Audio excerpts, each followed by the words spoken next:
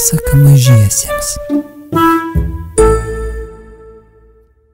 Nacionalinio vaikų literatūros konkurso pirmosios premijos laimėtoja. Raminta Baltrušytė. Kalvėnų miesto paslaptis. 4 dalis.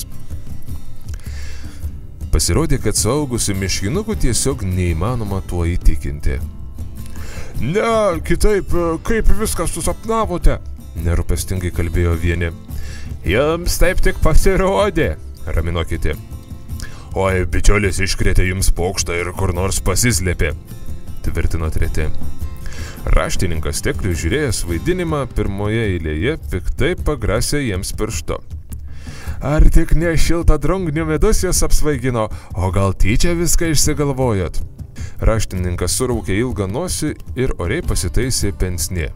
Kalvamiestyje buvo šnekama, kad parotuos stikliukus vien blankiaus dėmės matyti. Be savo pensnė Teklius niekur nekojos nekeldavo. Kaip tik dėl to kalvėnų vaikai paslapčia iš jo pasišaipydavo. Tačiau suaugusieji laikė jį pačiu gudriausiu kalvamiestyje. Juk buvo merijos raštininkas. Tad ir dabar visi patikėjo ne Piniusu, o Tekliumi. Vaidinimas baigėsi. Pasidžiaugę paploję katučių, miškinukai išsiskirstė kas sau. Ūkė su Piniu vienu du liko prie ištuštėjusios scenos. Vakarėjo. Kalvamiesčio slėnis auksu žėrėjo besileidžiančios saulės spinduliuose, nepaliaudami svirpė žiogai, danguje plūduriavo rausvi debesėliai. Tokia vasariškai šilta ir rudeniškai jauki dienos pabaiga. Nenuostabu, kad niekas nenori jais patikėti. Nusiminę abu sėdėjo ant saulėje įšilusio akmens ir stengėsi ką nors sugalvoti. Ar tu tiki, kad čia kitada stovėjo pilis? Užsigalvojusi paklausė Ūkė. Nežinau, o kodėl klausi? Šiaip svarstau. Kartais man atrodo, kad ir škėtrožės aplink mus tai gražiojo sodo liekanos ir neužmirštuolių pievelės slėnyje. Ir alyvos sena ten už kalvos. Žvelgdama kažkur tolyn, svajingai ištarė. Tada Piniui šovė į galvą netikėta mintis. Jeigu tai, ką pasakoja legendos, tiesa, tada kažkur netoliese turėjo būti ir antroji pilis, kažin, kurioje vietoje ji prasmego. Ta niekas tiksliai nežinom, tai nutiko be galo seniai, atsiliepė Ūkė, truputį net ilgėdamas į tų senovės laikų. Taip, labai seniai, bet galbūt šįryt mes užėjome tą vietą, juk pilis nugrimzdo į pelkę, argi ne tai pasakojama. Šlapinė labai keista ir pavojinga vieta, visi tai žino, joje slypi kažkokie burtai. Pikti burtai, sukuždėjo Ūkė ir nenoromis pažvelgė ton pusėn. Iš girios glūdumos vėjas atnešė keistai baugų šlamesį, lyg kokį šnapštesį. Prrrr, pasipurtė miškinukė ir dėl visako pasislinko arčiau Pinio. Lyg ieškodama paguodos pažvelgė į kalvą. Akį patraukė vėliavėlė, linksmai plevėsuojanti pačiame viršuje virš merijos bokštelio. Sugalvojau! Ūkė net pralinksmėjo. Eime pas mūsų merą Enikšį. Jeigu jis ir nepatikės mumis, vis tiek turės ką nors imtis, juk dingo miškinukas. Pagaliau radė išeitį, bičiuliai patraukė Pilaitės link. Tačiau ilganosis Pilaitės valdytojas raštininkas Teklius jų neįleido. Įtariai nužvelgė pro pensnė viršų, burptelėjo, kad meras nuvargintas šventinių reikalų ilsisi ir užtrinkė duris. Kad ir kaip Ūkė su Piniu beldė ir prašėsi įleidžiami, durų daugiau niekas nebetvėrė. Abu stovėjo nukabinę nosis Pilaitės papėdėje. Priešais driekėsi samanoti namų stogai ir žemyn vingiuojančios gatvelės. Temo. Baigėsi pirmoji didžiosios mugės diena. Apačioje, slėnyje, miškinukai dėliojasi savo turtą, neskubėdami ruošė aikštę šiltadrungnių karnavalui. Vakaro tyloje įdėjo šventinės dainos. Už nugaros šmėksojo Merija, tamsi, tyli, langiniai saklinai užvertos, nė žiburėlio nematyti. O šiandžiaja giria lėtai slinko rūkas, iškrito vakaro rasa. Ūkė sužvarbusi susigužė. Pinis šalimais tylomis kažką svarstė. Man rodos, žinau, kas mums galėtų padėti. Galiausiai pratarė jis. Taip? Ir kas tai būtų? Pakėlė galvą Ūkė. Atsiskyrėlis Aukis, paslaptingai ištarė Pinis. O kas jis toks, niekada negirdėjau šio vardo. Nusistebėjo miškinukė. Pakeliui papasakosiu, tarė Pinis, imdamas Ūkį už rankos ir vesdamas takučiu žemyn. Pasirodo, atsiskyrėlis Aukis gyvena medžio drevėje, pačioje girios glūdumoje. Pinis su Nuku visai netyčia beklaidžiodami užėjo jo būstą. Jie paprasčiausiai ėmė ir pabeldė į duris. Ir išgirdo. Prašom. Taip ir susipažino. Nuo tada kartkartėmis Aukį aplanko, papasakoja miesto naujienas. Atsiskyrėlis miškinukus pavaišina meduoliais ir sula. Pamatysi, tokių meduolių dar nesiragavusi, šyptelėjo Pinis. Ūkė paklausė, kodėl bičiuliai iki šiol nieko apie atsiskyrėlį nepasakojo. Pinis paaiškino, kad tai buvusi paslaptis. Jie prižadėjo niekam apie tai neprasitarti. Tačiau sykį Aukis pasakęs, kad jei kada prisireiktų pagalbos, padarytų viską, ką tik gali. Kągi, keliaukime pas jį, sutiko Ūkė. Pinis rimtai pažvelgė ją ir lėtai ištarė. Aukis be galo išmintingas ir žino beveik viską, kas nutinka Ošinčiojoje. Jei Nukas kur nors girioje pateko į bėdą, jis tikrai bus girdėjęs. Bet jau greit naktis, o mums ir vėl teks keliauti. Taip, atsiskyrėlis gyvena girioje, tyliai pratarė Ūkė.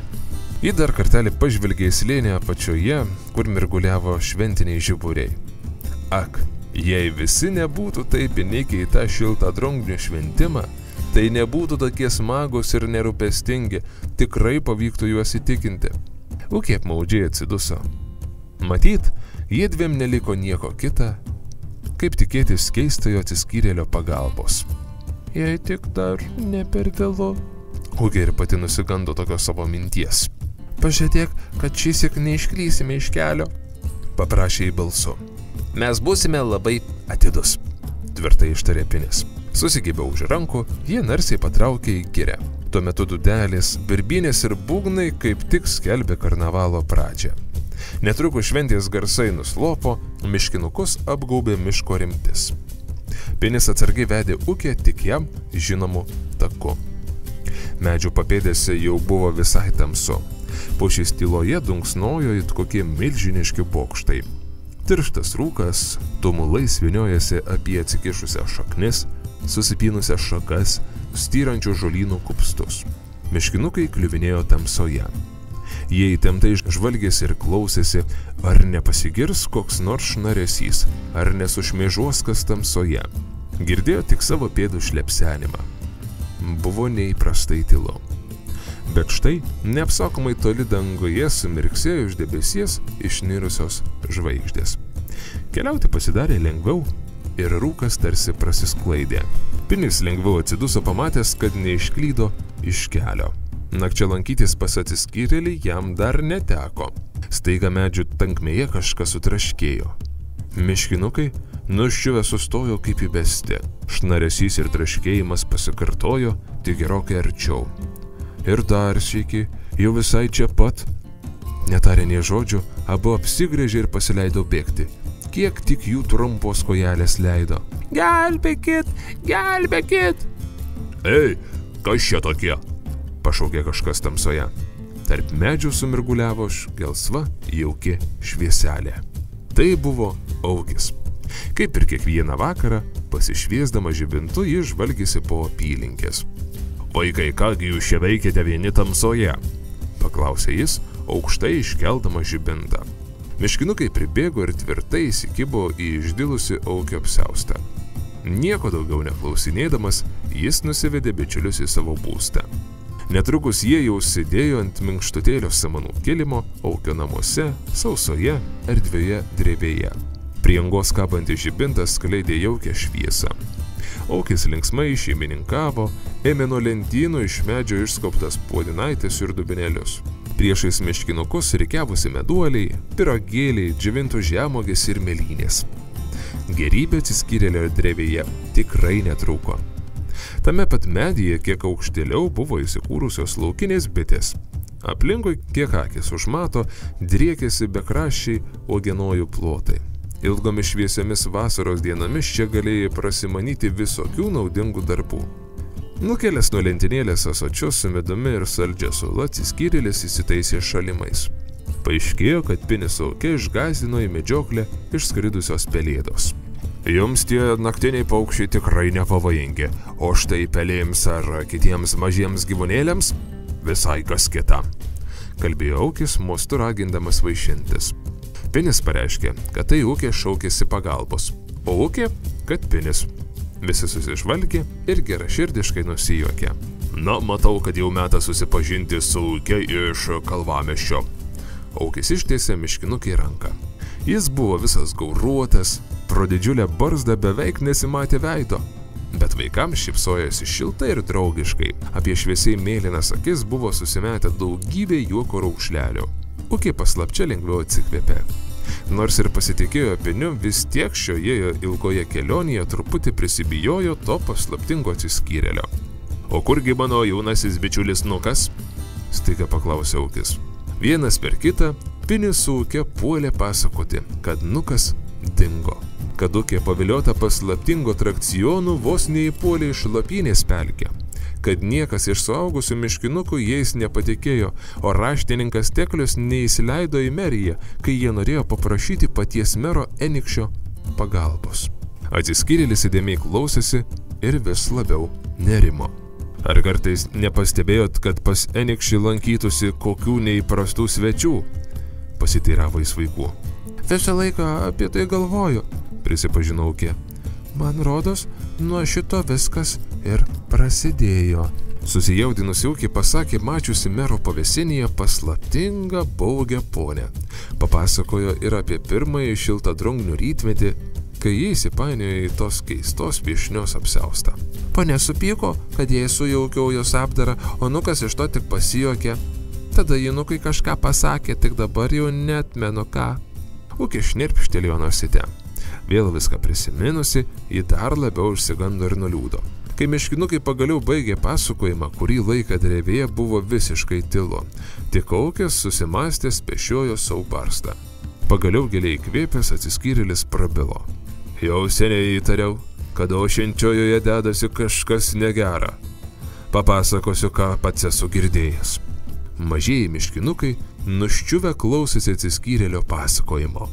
Drevėje buvo šviesu ir šilta, bet pro pintų žolių užuolaidėlės tarpą jie matė šmėžuojant baugius nakties šešėlius.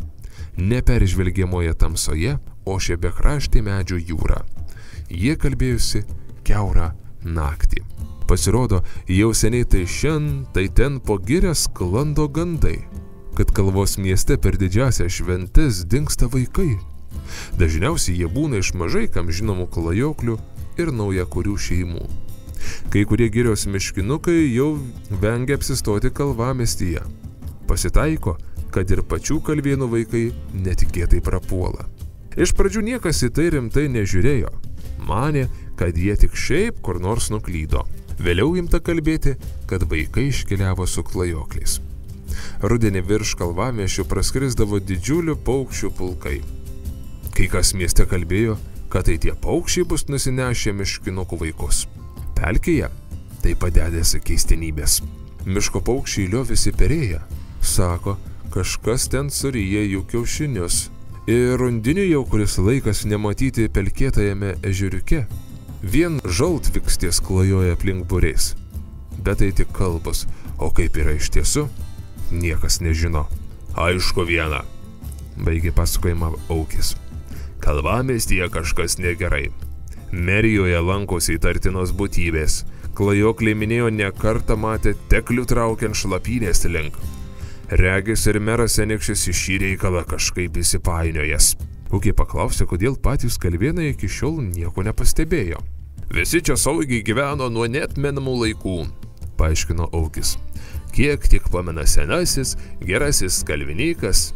Svarbiausias miesto įvykis – grybavimo varžybos rudenį. Ir, žinoma, šiltadrungnės. O laisvieji miškinukai visuomet keliaudavo kur panorėjo ir kada panorėjo sugrįždavo. Daugelis turbūt mano, kad jų pradingę vaikai vieną gražią dieną ims ir parsiras kaip niekur nieko. Atsiskyrėlis apmaudžiai atsiduso. Reiktų man pačiam pasikalbėti su tuo jūsų meru, nusprendė. Bet kas bus, jei mūsų ir vėl neįleis į meriją? Na, jei taip nutiktų, žinau vieną slaptą kelią pas Enikšį, atsakė jiems Aukis. Ukirpinis nustebęs susižvalgė. Iš kur atsiskyrėlis taip gerai pažįsta jų miestą? Tada Aukis papasakojo ne visuomet gyvenas kaip atsiskyrėlis. Buvę laikai, kai ir jis savo namais laikė kalvamiestį ir dažnai lankydavosi merijoje. Bet buvo piktai apšmeižtas ir iškeliavo į ošiančiąją girią. Tada nenorėjau matyti nė vieno miškinuko, tačiau jūs, vaikai, man parodėte, kad jau metas sugrįžti.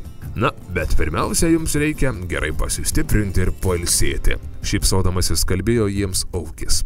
Iš tiesų Pinis su Uke per visą dieną niekas nelio burnoje neturėjo, o ir pas atsiskyrėlį ne ką te paragavo. Per tuos rūpesčius maistą buvo visai užmiršę, todėl dabar kaip reikiant kibo į vaišes. Man taip pat bus nelengva, juk jau taip seniai buvau kalvamiestyje, susirūpinę sumurmėjo Aukis. Sočiai prisikimšę pilvelius, miškinukai nejučia ėmė ir užsnūdo. Aukis šiltai juos apklostė kvapne džiovintų žolynų antklodę, o pats per naktį budėjo prie drevės angos. Žvalgėsi ir mąstė. Nugrimzdęs į senus prisiminimus klausėsi bekraštės girios ošimo. Vakarėjo, kai miškinukai nubudo plačiame Aukio guolyje. Atsiskyrėlis jau buvo viską suruošęs kelioniai ir dabar dengė ant stalo kartu ir pusryčius ir vakarienę. Kodėl nepažadinai mūsų? Sunerimo Pinis. Juk visą dieną pramiegojame, o tuo tarpu Nukas gal dabar nesulaukia mūsų pagalbos. Tačiau Aukis paaiškino, kad į miestą iki sutemų jie vis tiek nebūtų spėję sugrįžti. Nenoriu, kad kalvamiestyje mane kas nors pastebėtų. O ypač Teklius, merijos raštininkas, kalbėjo jiems Aukis. Kol dar nieko tikro nežinome, geriau veikti slapta. O ir jums reikėjo gerai pailsėti, laukia ilga ir sunki kelionė. Nors Aukis drąsinamai šypsojasi, vakaro prieblandoje vaikams jis pasirodė rimtas, netgi nuliūdęs. Pasakos tęsinį išgirsite kitą dieną tuo pačiu metu.